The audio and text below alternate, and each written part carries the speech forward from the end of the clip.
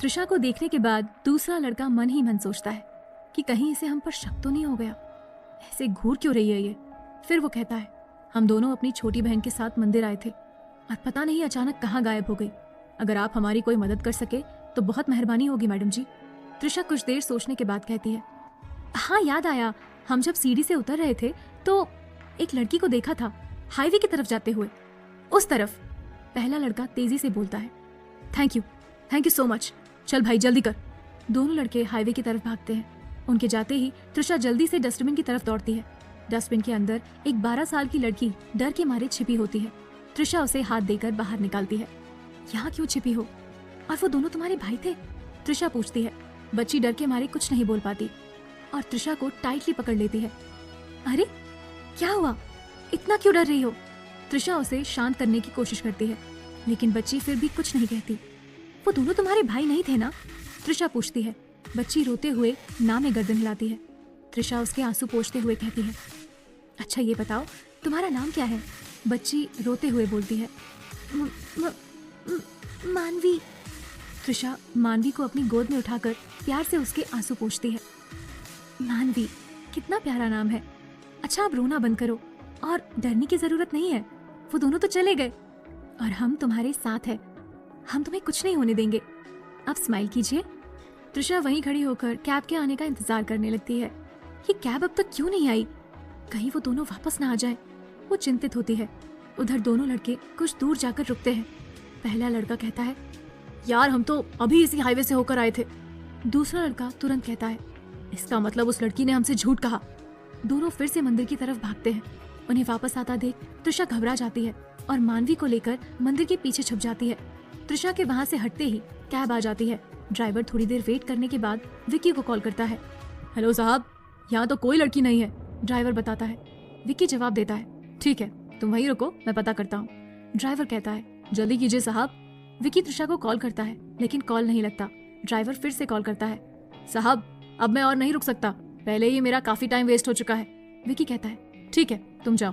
Driver गाड़ी लेकर वहां से निकल जाता है। उधर वो दोनों लड़के त्रिशा को ढूंढते हुए मंदिर के पीछे पहुंच जाते हैं, लेकिन त्रिशा और मानवी उन्हें वहां नहीं मिलते। दोनों लड़के वापस लौटने ही वाले होते हैं कि तभी त्रिशा के फोन की बेल बजने लगती है। विक्की का फोन देखकर त्रिशा को बहुत गुस्सा आता है। वो कॉल रिसीव करने ही वाली होती है कि एक लड़का उसके हाथ से फोन छीन लेता है। छीना झपटी में कॉल रिसीव हो जाता है और फोन नीचे गिर जाता है। विक्की फोन पर कहता है, हेलो त्रिशा, त्रिशा कहाँ हो तुम? लेकिन उधर से कोई रिप्लाई नहीं आता। विक्की परेशान हो जाता है और कॉल डिस्कनेक्ट करने ही वाला होता है कि तभी उधर से कुछ आवाजें आने लगती हैं। पहला लड़का चिल्लाता है, खुद को बहुत स्मार्ट समझती है, चुपचाप से बच्ची हमें दे दे वरना ऐसी हालत करूंगा। इतना कहते ही त्रिशा उसे एक जोरदार थप्पड़ मार देती है। दूसरा लड़का मानवी की तरफ बढ़ने लगता है। त्रिशा गुस्से से चिल्लाती है, दूर रहो, खबरदार जो मानवी के पास भी आए। फोन पर त्रिशा की आवाज सुनकर विक्की और ज्यादा घबरा जाता है। ओह गॉड, ये सब क्या हो रहा है? मुझे जल्दी से वहां पहुंचना होगा। वो निकलने ही वाला होता है कि युवराज उसके पास आता है। कहाँ जा रहा है तू? युवराज पूछता है। विक्की हड़बड़ाते हुए कहता है, युवी बहुत अर्जेंट है यार, मैं आकर तुझे सब बताता हूँ, बाय। इतना कहकर विक्की वहां से भागता है। युवराज हैरानी से उसे जाता देखता है और कहता है, इसे क्या हो गया? लड़की को रोकने की चेतावनी के बावजूद दूसरा लड़का मानवी की तरफ बढ़कर उसे पकड़ लेता है। त्रिशा गुस्से में उस पर लपकती है, लेकिन तभी पहला लड़का उसे पीछे से पकड़ लेता है। त्रिशा जोर से चिल्लाती है, छोड़ो मुझे।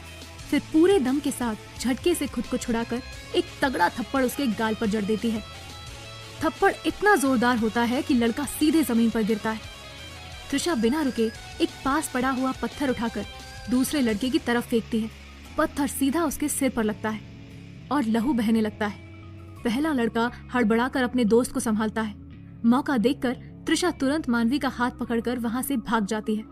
दोनों लड़के उसके पीछे भागते हैं, लेकिन त्रिशा उन्हें चकमा दे देती है और सड़क के किनारे खड़े एक ऑटो में बैठ जाती है।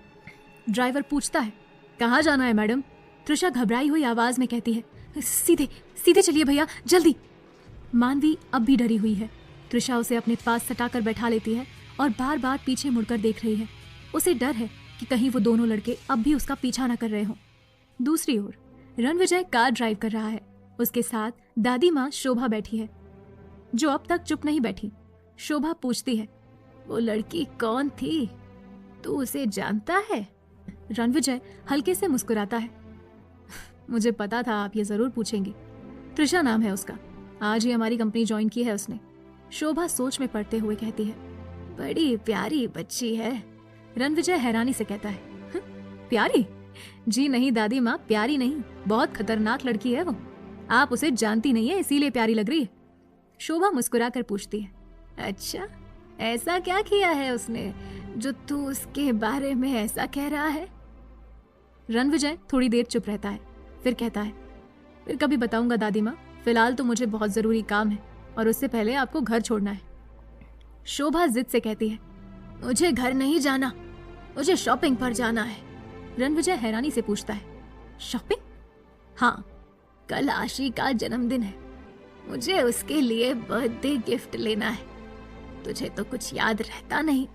रणविजय गाड़ी मॉल के पास रोकते हुए कहता है। आपको ऐसा क्यों लगता है कि मुझे कुछ याद नहीं रहता? फिर हल्के हंसी में कहता है। आप प्लीज शॉपिंग में ज्यादा टाइम मत लगाइएगा, वरना मैं आपको यहीं छोड़कर भाग जाऊंगा। शोभा तपाक से कहती है। ठीक है, तो तू चल मेरे साथ। मैं? हाँ तू। शोभा उसका हाथ पकड़कर उसे मॉल के अंदर ले जाती है। इधर विक्की मंदिर पहुंचता है। वो हड़बड़ी में त्रिशा को ढूंढ रहा है, हर किसी से पूछता है, लेकिन त्रिशा कहीं नहीं दिखती। वो बार बार कॉल करता है, रिंग जा रही है पर कोई रिसीव नहीं कर रहा। विक्की मंदिर के पीछे जाता है और चारों तरफ नजरें दौड़ाता है। अचानक उसे फोन की बेल सुनाई देती है। वो आवाज की दिशा में तेजी से बढ़ता है। कुछ देर की खोज के बाद उसे जमीन पर त्रिशा का मोबाइल मिल जाता है। ओह गॉड! उसका चेहरा चिंता से भर जाता है। उसे थोड़ी दूर एक पत्थर दिखता है, खून से सना हुआ। पत्थर को देखते ही विक्की के चेहरे का रंग उड़ जाता है। पता नहीं त्रिशा किस हालत में है। सब मेरी गलती है, मुझे उसे अकेला छोड़ना ही नहीं चाहिए था। वो कांपती आवाज में अपने डैड को कॉल करता है। Hello dad. उधर से कुलजीत की आवाज आती है। हाँ बोलो विक्की। विक्की कुछ बोल ही नहीं पाता, उसकी आवाज अटक जाती है। कुलजीत परेशान होकर पूछते हैं। क्या हुआ विक्की, तुम ठीक तो हो? विक्की घबरा कर कहता है। मैं ठीक हूँ डैड। तो फिर इतने परेशान क्यों लग रहे हो? विक्की ने घबराए हुए स्वर में कहा। डैड वो त्रिशा। कुलजीत ने तुरंत पूछा। क्या हुआ त्रिशा को? त्रिशा मेरे साथ सिद्धि विनायक आई थी और फिर उसके बाद। विक्की ने गहरी सांस लेते हुए सारी बात अपने डैड को बता दी। सब कुछ जानने के बाद कुलजीत भी बेहद परेशान हो गए। डैड, त्रिशा कहीं नहीं मिल रही, मुझे बहुत डर लग रहा है। विक्की की आवाज कांप रही थी। कुलजीत ने दिलासा देने की कोशिश की। हो सकता है वो अपने किसी फ्रेंड या रिलेटिव से मिलने गई हो। नो डैड, विक्की ने बात काट दी। त्रिशा यहाँ मुंबई में किसी को नहीं जानती, कहीं उसे कुछ हो तो। उसने बात अधूरी छोड़ दी और आवाज धीमी पड़ गई। डैड मुझे बहुत डर लग रहा है। रिलैक्स विक्की, इतना परेशान मत हो, मैं कुछ करता हूँ। कुलजीत ने कहा। प्लीज डैड, कुछ करिए।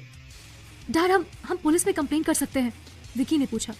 नहीं विक्की, 24 घंटे होने से पहले पुलिस भी हमारी कोई हेल्प नहीं करेगी, कुलजीत ने समझाया।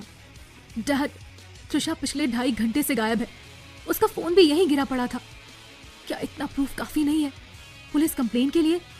विक्की ने गुस्से में आकर कॉल काट दिया और गाड़ी लेकर त्रिशा को ढूंढने निकल पड़ा। उसे कुछ समझ नहीं आ रहा था कि अब क्या करे। उधर ऑटो में बैठी त्रिशा अब भी परेशान थी। ड्राइवर बार बार पूछ रहा था, मैडम आपको जाना कहाँ है? कब से आप यही कह रही हैं, सीधे चलो सीधे चलो। त्रिशा ने हड़बड़ाते हुए पूछा। भैया ये रास्ता कहाँ जाता है? ड्राइवर ने हैरानी से उसे देखा और कहा, क्या मतलब है आपका? आपको पता नहीं है कहाँ जाना है? त्रिशा कुछ देर सोचती रही, फिर बोली, हमें ब्लू एंजल होटल जाना है। ड्राइवर ने गाड़ी अचानक से ब्रेक से रोकी और चिल्लाया, आपका दिमाग तो ठीक है? अगर आपको ब्लू एंजल होटल ही जाना था तो इतनी दूर आने की क्या जरूरत थी? आपको पता भी है होटल कहाँ है और कितनी दूर है? भैया हम मुंबई में नए हैं और कुछ गुंडे हमारे पीछे पड़े थे, इसीलिए। त्रिशा ने समझाने की कोशिश की, लेकिन ड्राइवर ने बात काटते हुए कहा, देखिए मैडम जी, ये सब आपका प्रॉब्लम है, मुझे इससे कोई लेना देना नहीं है। अब ऑटो इससे आगे नहीं जा सकता, यहाँ तक का किराया 200 रुपए होता है। आप मुझे पैसे दे दीजिए, उसके बाद आप अपने रास्ते और मैं अपने रास्ते। त्रिशा ने गुस्से से कहा, ये आप कैसी बातें कर रहे हैं भैया? हम यहाँ से कहाँ जाएंगे? हमें तो ठीक से रास्ता भी नहीं पता। लेकिन ड्राइवर ने जबरदस्ती त्रिशा को ऑटो से उतार दिया और पैसे लेकर चला गया। त्रिशा को बहुत गुस्सा आया, लेकिन वो कर भी। अगर आपको ये कहानी पसंद आ रही है तो अभी इसे लाइक करें और आने वाले एपिसोड सुनने के लिए तुरंत सब्सक्राइब करें। साथ ही बेल आइकन जरूर दबाएं ताकि इस खूबसूरत सी कहानी का एक भी एपिसोड आपसे मिस ना हो।